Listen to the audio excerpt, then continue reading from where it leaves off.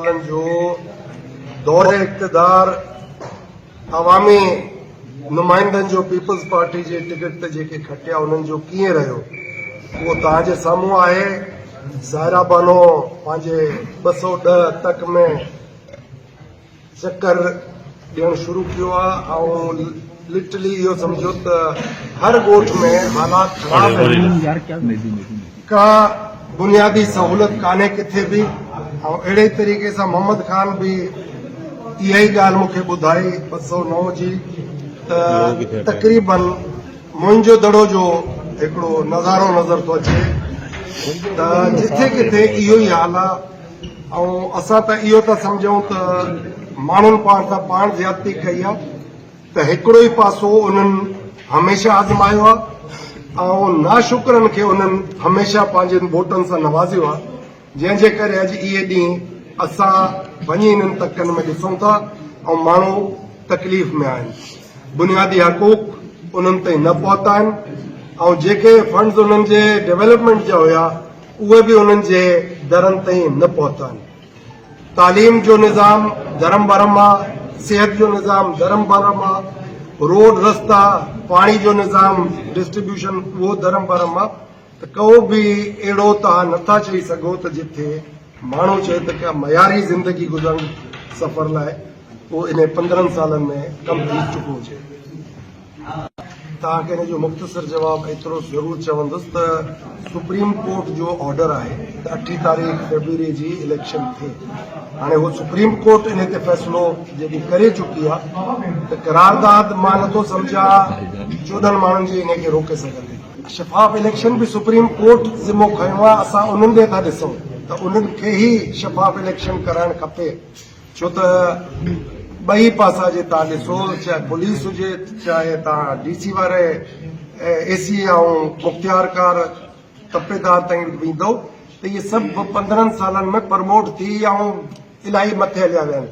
त उन्हनि जे ज़ेरे साए जे हेठि उन्हनि जो असरु आहे त का बि ज़्यादती कंदा त मां सम्झा थो मुंहिंजी तरफ़ां मां इहो तव्हांजे तवसुल सां चवंदुसि त इन्हनि ऑफिसरनि खे पाण सिंध लाइ थोरो सोचणु खपे, पंहिंजे ज़ाती मफ़ाद खां हटी, छो त मुस्तक़बिल इन्हनि जी औलाद जो इन सिंध में आहे ऐं असांजे वॾनि इन्हनि जे वॾनि जे क़ुर्बानियूं ॾिनियूं, साम्राज्य जे ख़िलाफ़ हिकिड़ो वॾो किरदारु अदा कयो आहे असांजे ॾाढा शहीद सूरे बादशाह, उहो असां नज़र अंदाज़ नथा करे सघूं। हाणे इन्हनि ऑफिसरनि खे खपे त ही पाण न्यूट्रल थी वञनि ऐं छॾे ॾियनि आवाम जे वोटनि जी अहमियत खे सुञाणनि। जो आप 300 घर की बात कर रहे हैं, वो 300 घर का ऑडिट रिपोर्ट आया, फ्लड्स में जो घर थे वो 3-3 लाख रुपए दिए गए थे। तो ऑडिटर साहब की जो रिपोर्ट है वो आप सुनेंगे तो आपके दिमाग के धुएं निकल जाएंगे। उनका कहना है कि हमने उन सारी लिस्ट में मोबाइल फोन नंबर उनके उठाए, कॉल की, उनसे जब पूछा गया कि आपको ये 3 लाख रुपए मिले घरों के, तो उन्होंने कहा जी हमारे तो फरिश्तों को भी पता नहीं है। फिर उन्होंने उसको वेरीफाई किया बैंक से, बैंक अकाउंट उनका चेक किया कि कहीं ट्रांजैक्शन तो नहीं हुई है, वो ट्रांजैक्शन भी नहीं थी, वो पैसे भी गए लॉन्चों में। तो ये इतने जालिम है, ये पैसा खाते हैं रोटी नहीं खाते। ये मोहम्मद खान आप बताएं कि गधा और घोड़ा क्या होता है। मां एतिरो चवंदुसि जायज़ बुनियादी हकूक अगर हर आदमी के दरवाजे पे मिले ना, इससे अच्छा कोई मंशूर नहीं है। ये सब डिकोसला है, ख्वाब दिखाते हैं। और आपने एक देख भी लिया है अब्बासी साहब के साथ प्रोग्राम में, जब उन्होंने कहा जो ये आप मंशूर कह रहे हैं ये मुमकिन नहीं है बिलावल साहब, तो उसने कहा ख्वाब दिखाने में क्या जाता है, तो ख्वाब देखो बाबा, इनसे आपको भरना है कि अपने आप को भरना है। सर भी 2 मिनट के लिए आप कि जो ऊपर हमेशा के लिए प्लान बनाते हैं उनको ये पता होना चाहिए कि सूबा सिंध पाकिस्तान का हिस्सा है, इसको भी तरजीह बुनियादों पे कुछ आगे लाने का सोचें, इन चोरों से ठगों से निजात दिलवाएं। सिंध के सूबे में बहुत बुरा हाल है, आम आदमी का जीना जंजाल हुआ है। तो मेहरबानी करके पाकिस्तान का हिस्सा है सिंध सूबा, इसको पाकिस्तान का हिस्सा समझ के इस पे हाथ रखें और बेहतरी के लिए सोचें। और फेडरेशन का हिस्सा है तो इसलिए इसको तरजीह बुनियादों पे निजात दिलाएं ठगों से, डाकुओं से। 15 साल आपके हक का तहफ़्फ़ुज़ जिस जमात ने किया है, उसने आपके हकों का तहफ़्फ़ुज़ किया है, हक तलफी की है, वो फैसला आपके ऊपर है।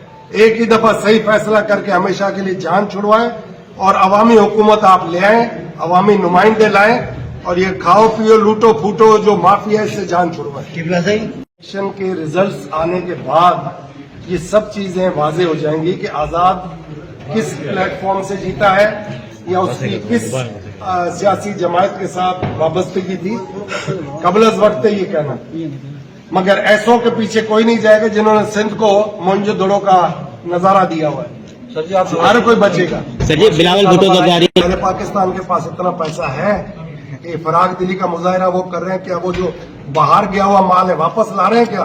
बड़ी शुक्र की बात है कि पूरे पाकिस्तान में ये काम होगा अगर वो ले आए वापस। इतने बड़े बड़े 5 स्टार होटल बाहर खरीदे हुए, बड़े अच्छे पैसे हैं भैया, ले आए तो अच्छी बात है। पीटीआई जो ये फरमाइश करना चाह रहे हैं, पीटीआई को इलेक्शन से आउट करने आते हैं। इस पे देखें, अभी जब रिजल्ट आएगा तो पता चलेगा कि क्या पोजीशन है। बाकी जो 9 मई को वाकया हुआ है उसकी तो मजम्मत हम लोग करते हैं, ठीक है। वो ज्यादती है कि आप इदारों के ऊपर हमले कर दें, वो मुनासिब नहीं है। बात आपने हेड ऑन ले लिया। असा कोशिश कयूं था त पहिरें तव्हां जो बेड़ो ॿोड़ियो अवाम में, अवाम जॾहिं ॿोड़े छॾींदी त पोइ तव्हां ॾिसजो असां कीअं हुकूमत ठाही। मज़ीद ख़बरनि ऐं तफ़सीलात लाइ विज़िट कयो असांजी वेबसाइट www.awamiNewsHD.com ऐं ॾिसंदा रहो अवामी न्यूज़ HD।